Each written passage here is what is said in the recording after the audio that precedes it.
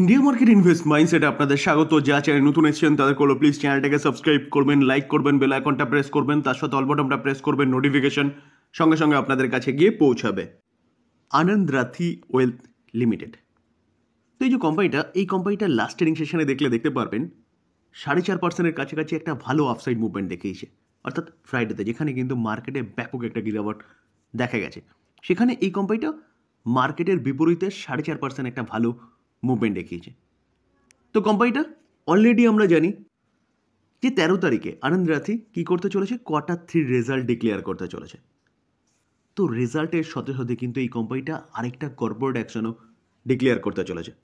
কোম্পানিটার রেজাল্টের সাথে সাথে 13ই জানুয়ারি কী করতে চলেছে, বোনাস শেয়ার ইস্যু করতে চলেছে।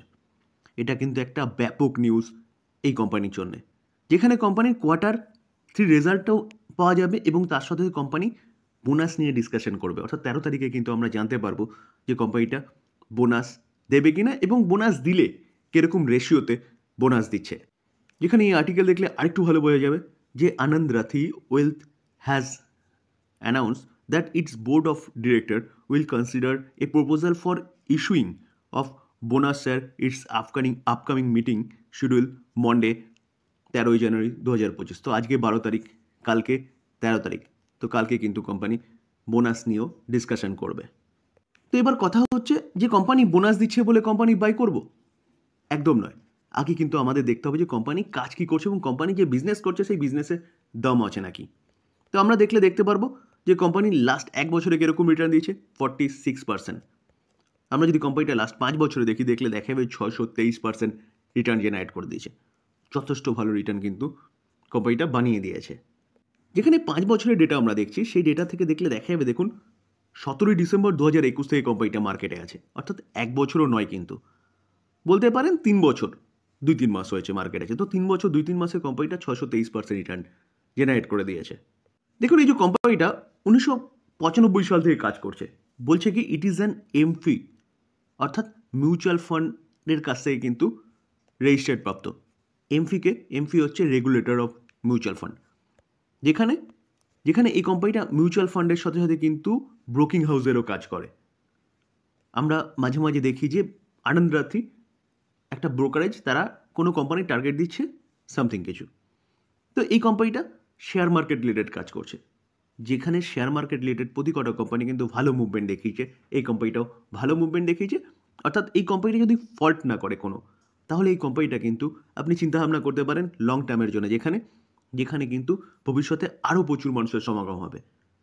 কারণ আমাদের এখনও মোটে 6-7% লোক হচ্ছে ডিরেক্ট মার্কেটের সঙ্গে যুক্ত আছে। তো সেই জায়গায় দাঁড়িয়ে ভবিষ্যতে আরও মানুষের সমাগম হবে, আরও ডিমেট অ্যাকাউন্ট খুলবে, তো এই ব্রোকিং হাউসে কিন্তু ইনকাম আরও বাড়বে। তার পাশাপাশি কোম্পানিটা মিউচুয়াল ফান্ডেও কিন্তু কাজ করে। আমরা যদি লাস্ট 5 বছরে কোম্পানিটার প্রফিট দেখি, 45, সেটা 127, 169, 226, 226টা 265, তাহলে কোম্পানি কিন্তু ভালো বিজনেস করছে, যার জন্য কোম্পানির প্রফিট কন্টিনিউয়াসলি বাড়ছে। আমরা যদি কোম্পানির সেলস গ্রোথ দেখি, 10 বছরের ডেটা অ্যাভেলেবেল নেই, 5 বছরে 22% হারে সেলস গ্রোথ দেখাচ্ছে, 40%, 3 বছরে দেখাচ্ছে, কারেন্ট ইয়ারে 33%। তো কোম্পানির সেলস গ্রোথ বাড়ছে। প্রফিট গ্রোথ দেখলে দেখা যাবে 5 বছরে 31%, 3 বছরে 71%, কারেন্ট ইয়ারে 34%। তো কোম্পানির সেলস গ্রোথের সাথে সাথে কিন্তু কোম্পানির প্রফিট গ্রোথও বাড়ছে। স্টক সিজিআর গ্রোথ দেখলে দেখা যাবে 3 বছরে 89, একটু আগে আমরা দেখলাম যে 3 বছর, কোম্পানি এখনও 5 বছর কমপ্লিট হয়নি, তো 3 বছরে 89% রিটার্ন দিয়েছে এবং কারেন্ট ইয়ারে 46% রিটার্ন দিয়েছে, যেখানে রিটার্ন অন ইকুইটিও কিন্তু কন্টিনিউয়াসলি বাড়ছে। শেয়ার হোল্ডিং প্যাটার্ন দেখলে দেখা যাবে সেপ্টেম্বর 2024 প্রোমোটার 47.99% স্টেক হোল্ড করছে, foreign institution investor 5% stake hold করছে, যেখানে ফরেন ইনস্টিটিউশন ইনভেস্টারকে দেখলে দেখা যাবে তারা কিন্তু কন্টিনিউয়াসলি তাদের স্টেক বাড়াচ্ছে। 3% ছিল কততে, ডিসেম্বর 23-এ। তো স্যার সেখান থেকে 4.86%, 5%, তো এখন 5.32% স্টেক হোল্ড করছে।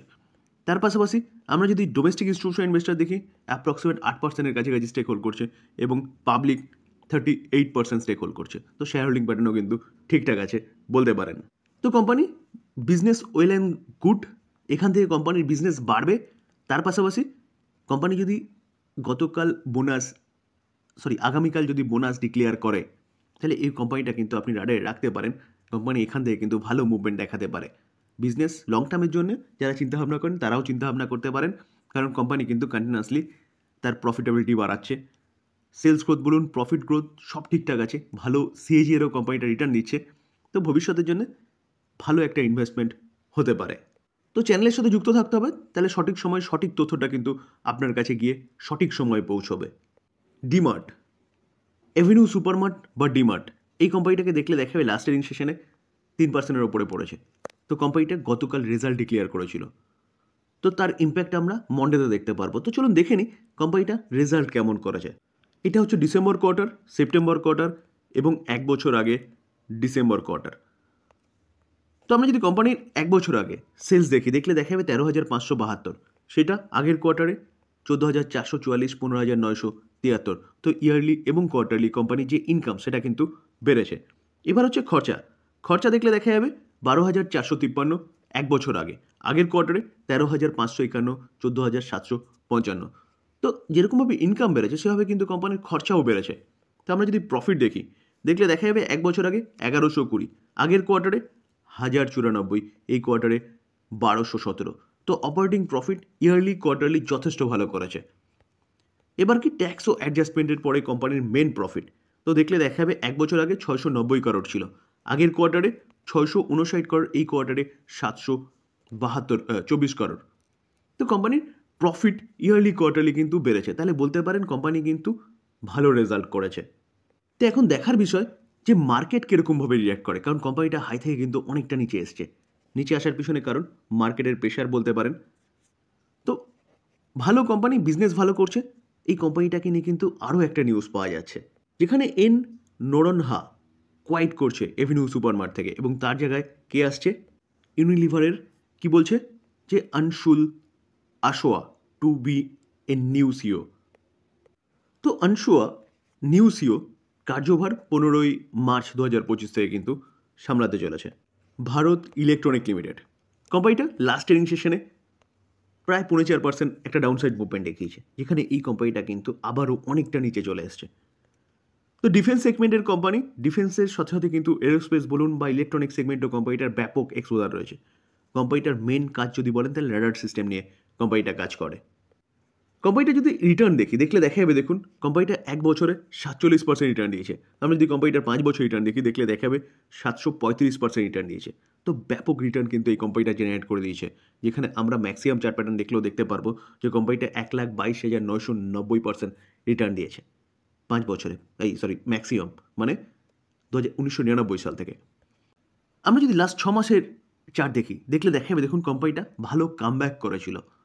তো মার্কেটের প্রেশারের জন্য কোম্পানিটা আবারও নিচে এসছে। তো এই কোম্পানি নিয়ে আপনি চিন্তাভাবনা করতে পারেন, হাই থেকে অনেকটা নিচে আসছে, 340 হাই মেরেছিল, সেখান থেকে এখন চলছে কত 270-এ। তো সামনে বাজেট আসতে চলেছে, আর গভর্নমেন্ট মেক ইন ইন্ডিয়ার উপর কাজ করছে। তো বাজেটে কিন্তু একটা ব্যাপক ক্যাপেক্সের অ্যানাউন্সমেন্ট হতে পারে ডিফেন্স সেগমেন্টে। তো নিচে চলছে মানে বেস্ট ইনভেস্টমেন্ট হতে পারে লং টার্মের জন্য, যেখানে এই কোম্পানিটা তার Q3 রেজাল্টের অ্যানাউন্সমেন্ট করেছে। তো চলুন দেখে নিই কোম্পানিটা কবে তার রেজাল্টটা ডিক্লেয়ার করবে। দেখুন বেল ইনফর্ম করেছে কাকে, এক্সচেঞ্জকে, যেখানে বোর্ড অফ ডিরেক্টর তারা মিটিং করতে চলেছে কত 30শে জানুয়ারি, অর্থাৎ 30শে জানুয়ারি কিন্তু আমরা জানতে পারবো কোম্পানিটার রেজাল্ট কেমন করছে। তো স্যার লং টার্মের জন্য কিন্তু ভালো একটা ইনভেস্টমেন্ট হতে পারে। এইচসিএল টেকনোলজি আইটি সেক্টরের আরেকটা দিগ্গজ কোম্পানি, মার্কেট ক্যাপ কত 5.5 লাখ করোড়। তো দেখুন লাস্ট ট্রেডিং সেশনে 2002 52 খাই, তো লাস্ট ট্রেডিং সেশনে কিন্তু 2002 মেরেছিল, অর্থাৎ মার্কেট যেখানে পড়ছিল সেখানে এই আইটি সেক্টরের কোম্পানিগুলো কিন্তু ভালো মুভমেন্ট দেখানো শুরু করেছে। যেখানে এই কোম্পানিটা যদি আমরা রিটার্ন দেখলে দেখতে পারবো 1 বছরে 29% রিটার্ন দিয়েছে, 5 বছরে 244% রিটার্ন দিয়েছে। ভাবতে পারছেন 5 লাখ করোড় একটা কোম্পানি, যে কোম্পানিটা একটা মিড ক্যাপ ক্যাটাগরির কোম্পানির মতন কিন্তু রিটার্ন জেনারেট করে দিয়েছে।